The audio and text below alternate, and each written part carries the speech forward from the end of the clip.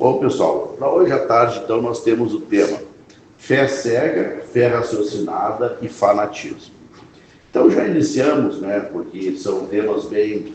que cada item desses três que eu mencionei, ele daria praticamente um trabalho, uma palestra. Mas a gente reuniu todos eles e vamos, assim, de forma sintética, né, e bem claro, fazer uma reflexão a respeito desse tema, a respeito da fé, mas também a fé no seu sentido mais elaborado, a fé cega, a fé raciocinada, e também abordar, que é muito atual, né, nos momentos em que está se vivendo, de intolerância religiosa, em alguns casos, né, abordar a questão também do fanatismo. Mas vamos lá, então.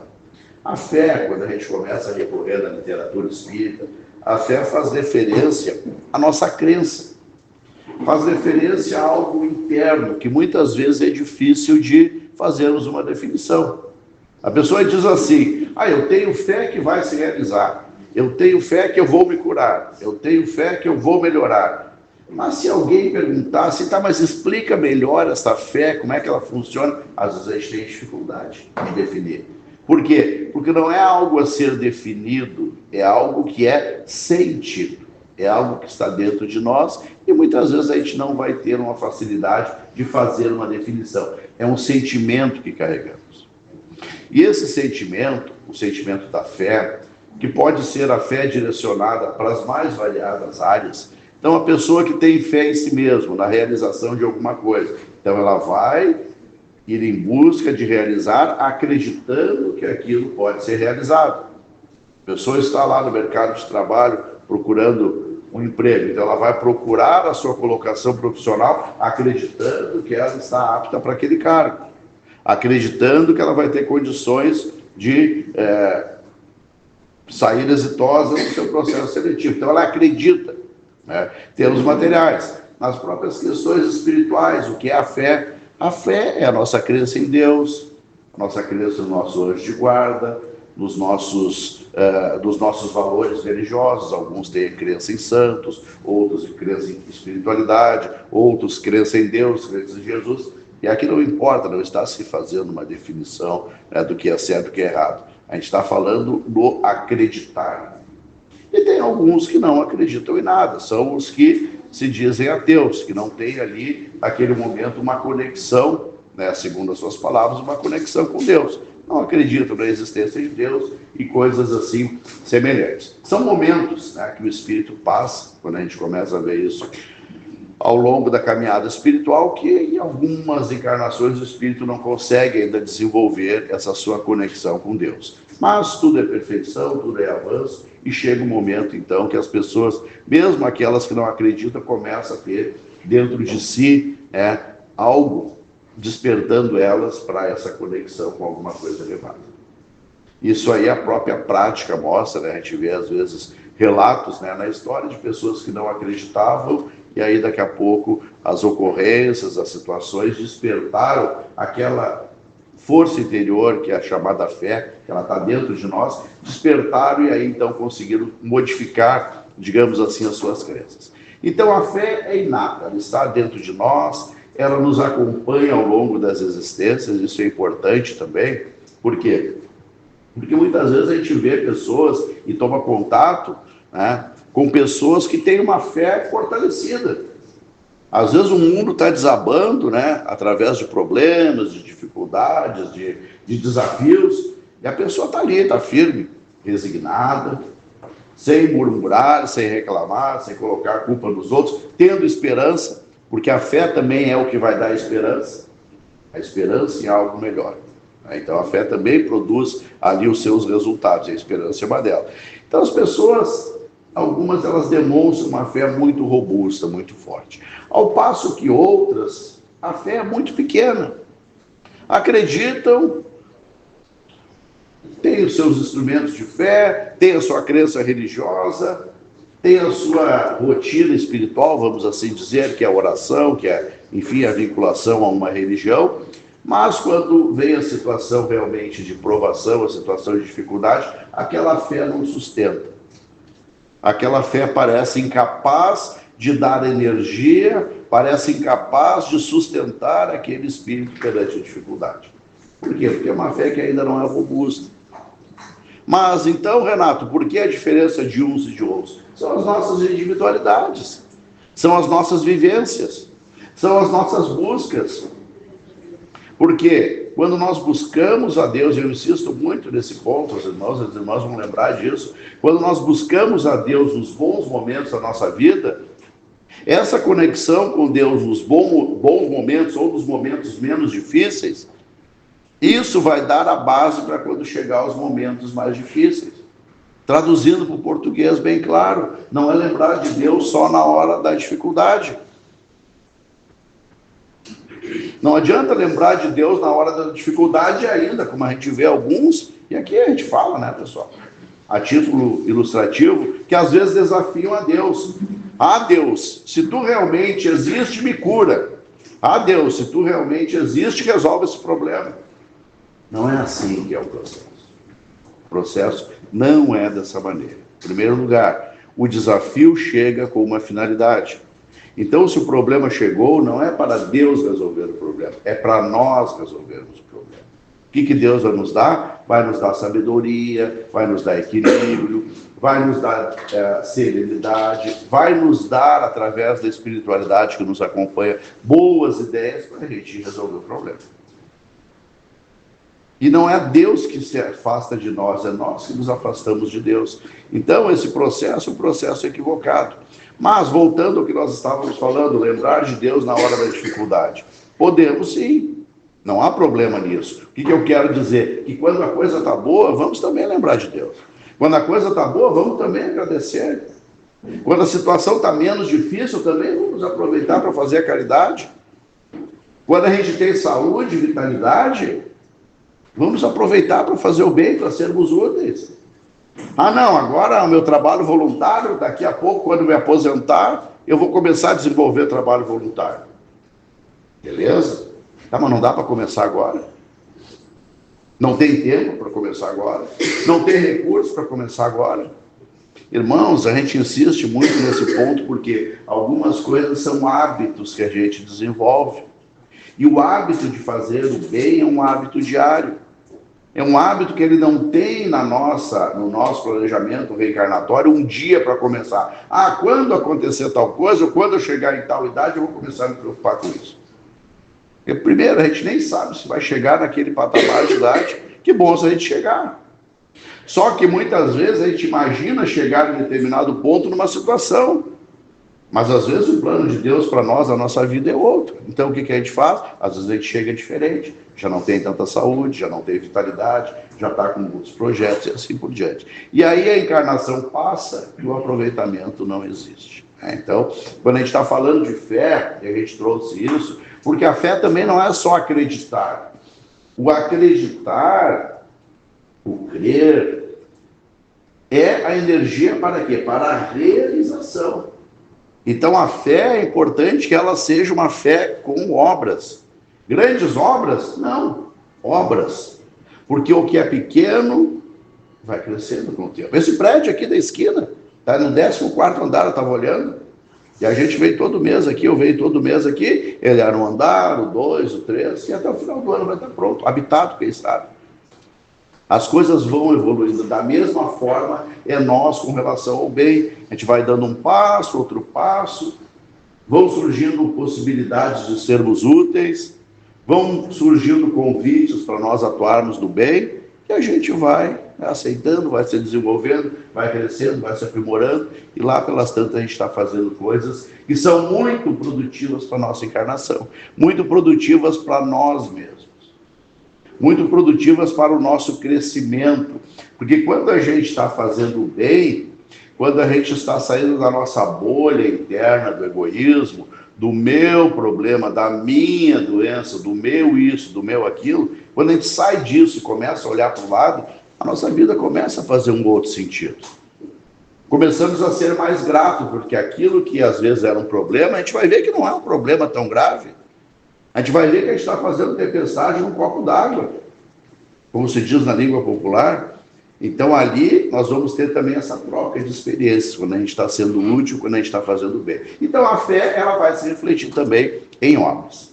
E aí, a fé cega e a fé raciocinada. Então, a fé é o acreditar, de forma geral. Fé cega. Kardec, digamos assim, essa reflexão que a gente vai trazer, tem no Evangelho segundo o Espiritismo, no capítulo A Fé Transporta Montanhas. E tem o tema, o subitem, que fala exatamente fé cega e fé raciocinada. Fé cega é a fé que aceita tudo sem questionar. É a fé que não passa a informação ao crivo da razão. É a fé que não é submetida ao uso da inteligência. E aí, então, essa fé, muitas vezes, como diz lá no trecho do Evangelho, aceita o verdadeiro como falso. Ou seja, acredita em tudo. Porque o mundo vai terminar no ano 2000, né? Lá no colégio a gente fazia conta. Quanto tempo eu vou ter quando chegar o fim do mundo no ano 2000?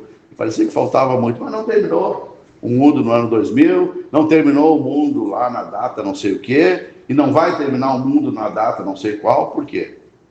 Porque o plano espiritual não dá datas precisas. É só colocar isso checado com a razão. Se tem um exemplo apenas, teria tantos outros. Então, a importância da gente avaliar as coisas. Mas deu lá, e agora a gente vive a era da comunicação, que é muito boa, se bem utilizada, e é muito prejudicial se for mal utilizada. E aí, com relação às informações que nos chegam, que são muitas, é importante desenvolvermos o quê? A fé raciocinada, que a gente vai falar daqui a pouquinho. Mas e a fé cega? A fé cega vai aceitar tudo. Está escrito num livro, eu li aqui, está aqui no livro.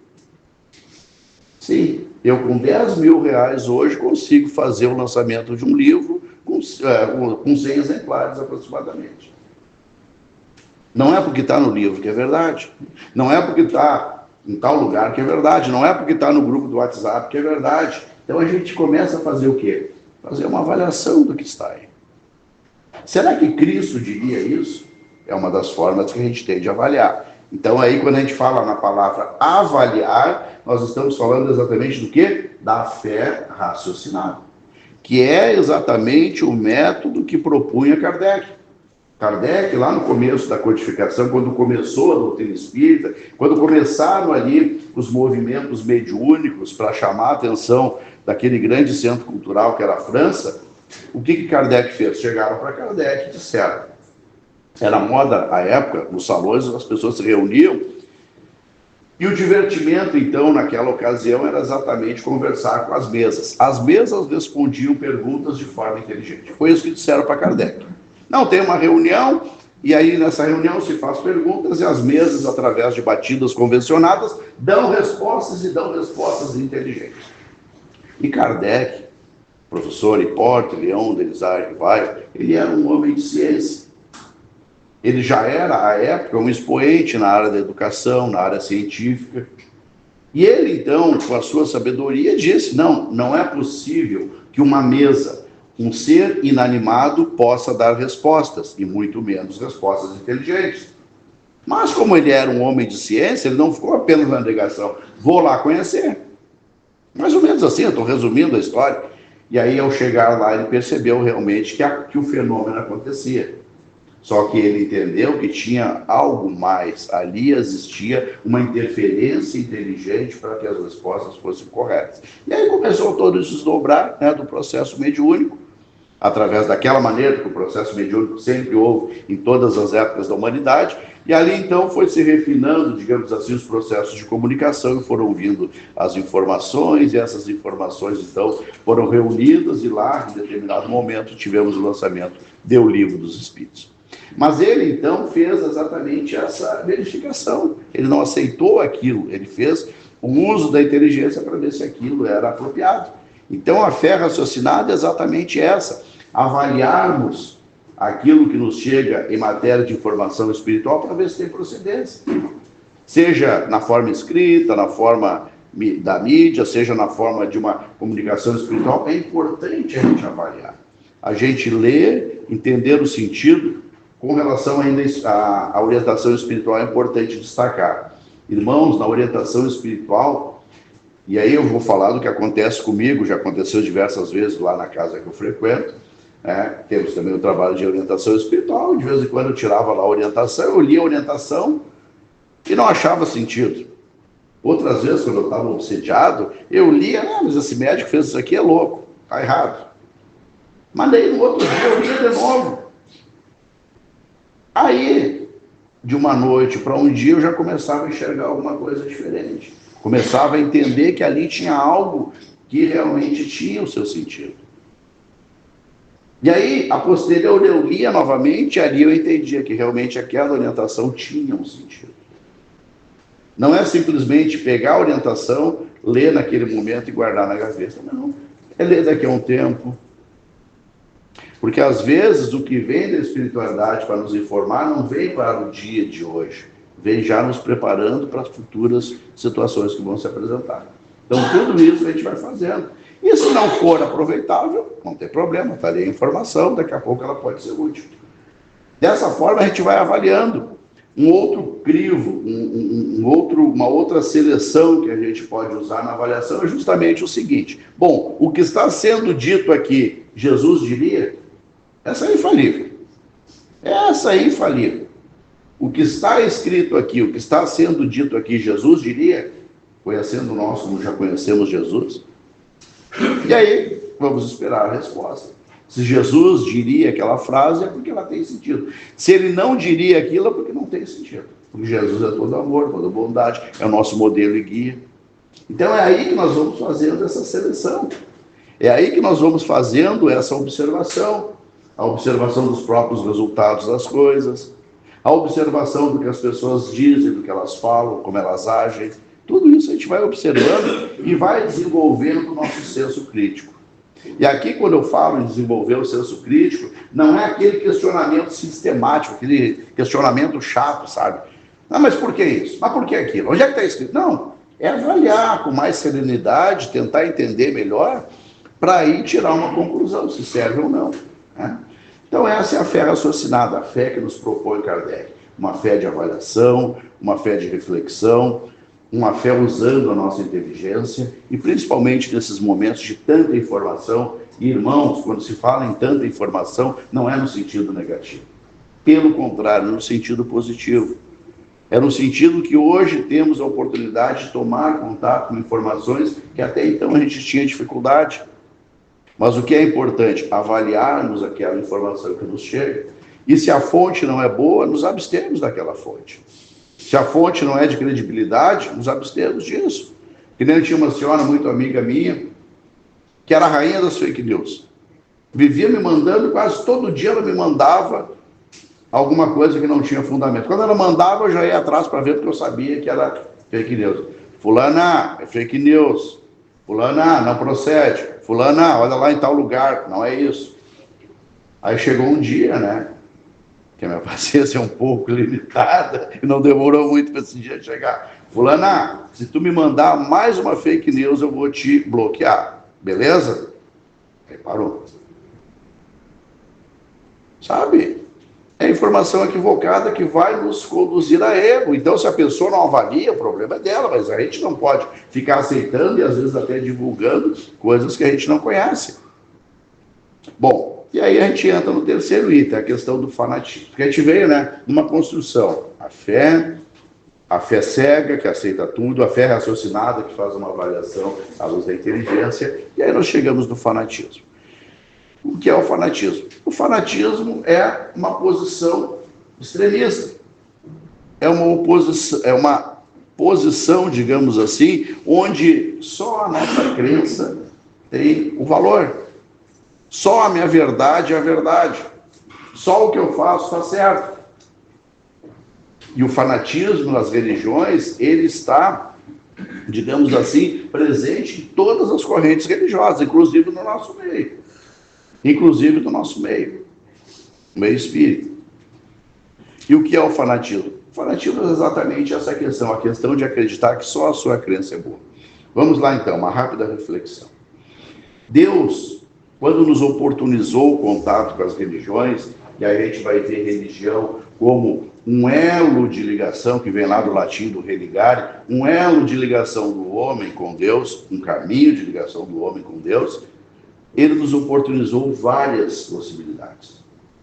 Várias possibilidades. Então, se a gente pegar aqui, num raio aqui, sei lá, de 5 quilômetros, assim, nós vamos ter o quê? Vamos ter esse centro espírita, vamos ter uma igreja católica, a matriz de Canoas, inclusive, vamos ter uma igreja adventista, vamos ter Mormon, vamos ter igrejas de cunho evangélico, vamos ter templos de Umbanda, vamos ter várias possibilidades.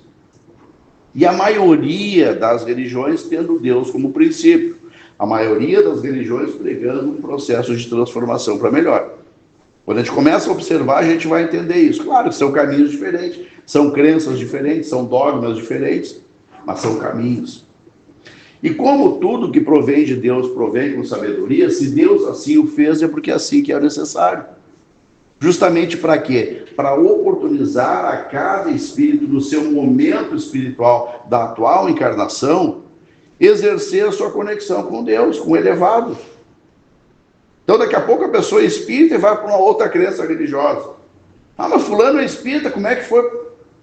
Liberdade de cada um. Ah, mas fulano é espírita e foi para tal corrente religiosa. Liberdade de cada um. A pessoa não estava se encontrando e fez uma busca. Da mesma forma que nós hoje estamos espíritas, mas já tivemos outras experiências. E se a gente recorrer muitas vezes a essas outras experiências, a gente vai perceber que naquele momento que nós estávamos nessa experiência, aquilo foi positivo, foi produtivo para aquele momento. Então são os caminhos que Deus vai nos apresentando para nos fortalecermos através da fé, para nos fortalecermos através da conexão com Deus, para nos possibilitar o encontro com nós mesmos, para nos conhecermos. Tudo isso é a finalidade. De maneira que não existe religião melhor ou pior que a outra, existe aquela que nós escolhemos. E dentro desse processo a importância de duas coisas. Respeito e se falar daquilo que a gente conhece. Respeito por quê? Respeitar para ser respeitado. Respeitar e também cobrar o respeito. A gente vê hoje intolerância religiosa, a gente vê determinadas religiões se dizendo detentoras da verdade, algumas dizendo que a doutrina espírita não é cristã.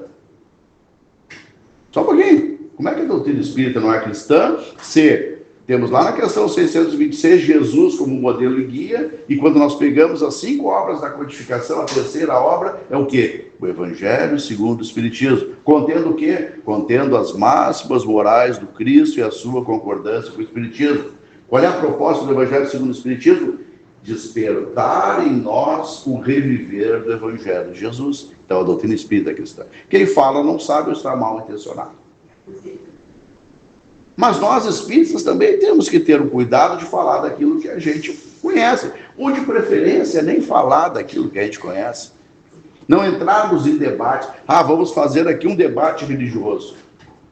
Religião não se debate, religião se vive. Religião é algo interno, é algo pessoal. Não está exposta a debate para um convencer o outro. Quem vai se convencer é a pessoa.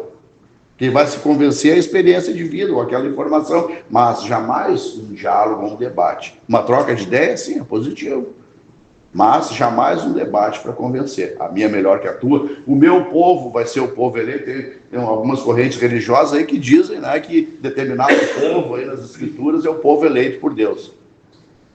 Vamos esclarecer isso. Não existe povo ou nação eleito melhor do que o outro perante Deus.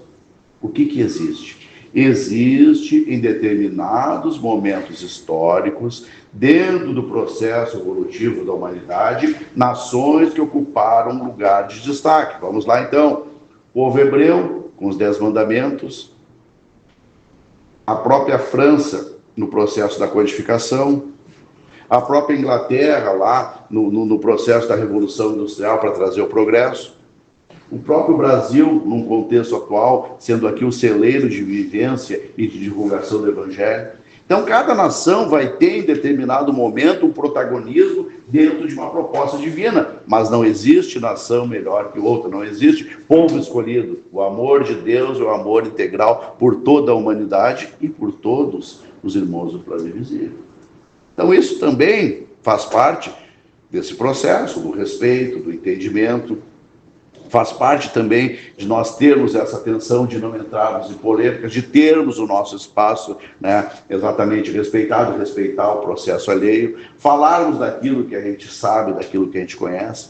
Mesmo porque, irmãos, a nossa busca em determinado momento, ela vai no lugar certo dentro daquilo que a gente precisa. Por quê? Porque quando nós estamos conectados com Deus, Ele vai nos orientar para a informação que é a melhor naquele momento, ou naquela encarnação, por que não? Então a gente vai e ali tem a experiência.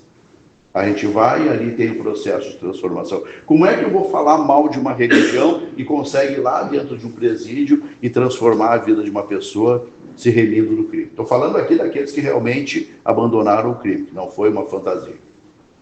Eu não posso falar mal disso. Eu não tenho direito de falar mal. Então o que a gente faz? A gente não fala disso, a gente fala do que a gente sabe. Então é nessa linha que vai o cuidado com o fanatismo, é nessa linha que vai o respeito. E outra coisa que a gente já se encaminhando para a finalização, na verdade, a nossa religião é como se fosse algo externo. E aí a gente lembra daquilo que Jesus tanto combateu, que é justamente o quê? O culto exterior, que ele cobrava dos fariseus, a preocupação exagerada com a aparência e o descuido com a essência, com o ser. Então a religião, ela não é na forma aparente. A religião, ela vai se manifestar onde? Na conduta. Vai se manifestar naquilo que a pessoa está expressando, naquilo que a pessoa está fazendo como obras. E às vezes tem situações, eu me incluo, que é bom nem dizer que eu sou espírita. Às vezes eu faço as barbeiragens lá no trânsito, às vezes a gente faz algo que não é o mais apropriado por invigilância. Então não é bom ali aquela hora que tu faz algo equivocado, não vai dizer, eu sou espírita, eu faço palestra lá uma vez por mês lá na BT. Não vai dizer isso. Não é isso? Não é assim? Então a nossa expressão de crença é o quê? Procurar fazer o melhor dentro daquilo que é possível. Vamos errar? Sim, vamos errar.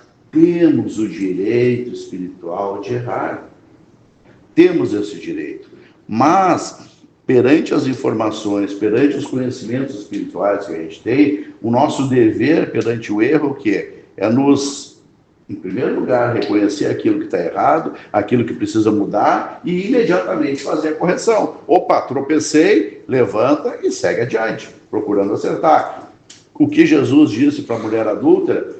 Vá e não peque mais, que serve também para nós. Tropeçamos, erramos, bom, vamos tentar acertar daqui para frente. É a doutrina da renovação, é a doutrina das possibilidades, da oportunidade, porque Deus não é punição, Deus é oportunidade. E cada dia dessa abençoada existência para nós é uma oportunidade que Deus está nos concedendo de forma tão amorosa, cada dia tão precioso, se a gente souber aproveitar ele, se a gente puder tirar a experiência dele. Então fica para nós esse convite para reflexão, me incluindo aí em todas essas necessidades, que assim seja.